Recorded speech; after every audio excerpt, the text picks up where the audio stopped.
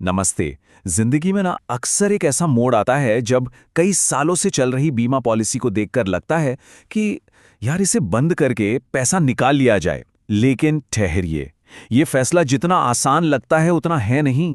खासकर जब 5 से 10 साल तक प्रीमियम भर दिया हो और अचानक पैसों की जरूरत आ पड़े तो पॉलिसी सरेंडर करना एक आसान ऑप्शन लगता है।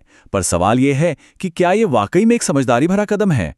ये आंकड़ा शायद थोड़ा चौंकाने वाला है, लेकिन ये सच है। पॉलिसी को वक्त से पहले बंद करने का मतलब हो सकता है कि आपने जितना पैसा जमा किया है उसका 40 से 50% तक आपको गंवाना पड़ सकता है।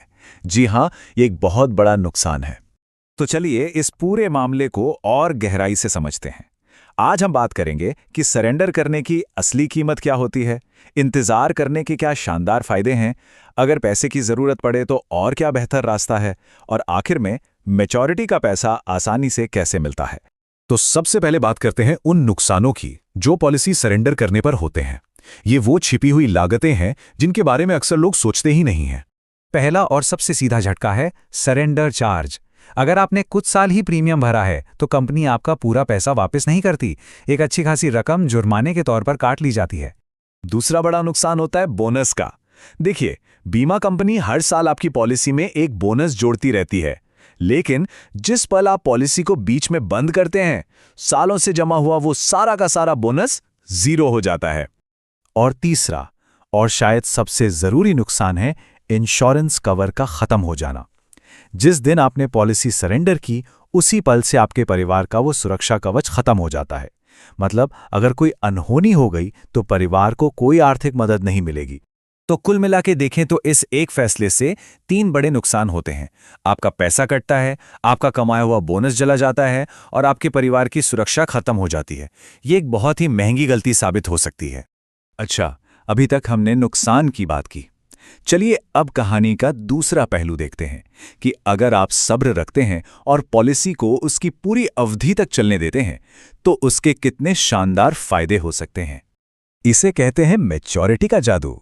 सोचिए, 20 साल तक पॉलिसी चलाने पर आपको न सिर्फ बीमित राशि यानी कि सम अश्योर्ड मिलता है, बल्कि उस पर 20 सालों का जमा हुआ बोनस और टर्मिनल बोनस भी मिलता है। ये सब मिलकर आपके जमा किए गए पैसे को लगभग डबल कर सकता है।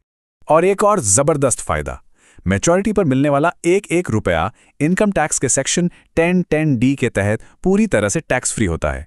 मतलब आपको मिले हुए पैसों पर कोई टैक्स नहीं देना पड़ता। अब जरा इस पर नजर डालिए। यहां दोनों ऑप्शन आमने सामने हैं और तस्वीर बिल्कुल साफ है।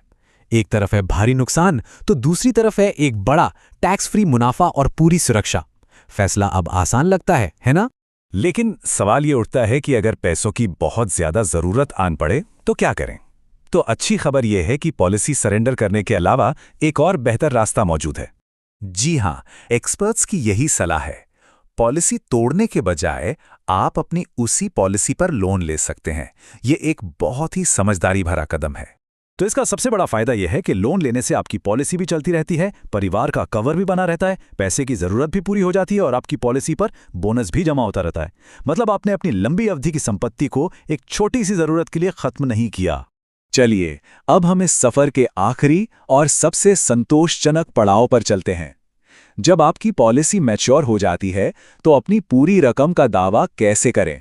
यह प्रोसेस बहुत ही सीधा सा है। आपको बस अपनी ब्रांच से एक डिस्चार्ज वाउचर लेकर भरना है, अपना ओरिजिनल पॉलिसी बॉन्ड जमा करना है और अपनी बैंक डिटेल्स देनी है। आमतौर पर यह सब करने के 7 दिनों के अंदर पैसा सीधे आपके अकाउंट में आ जाता है।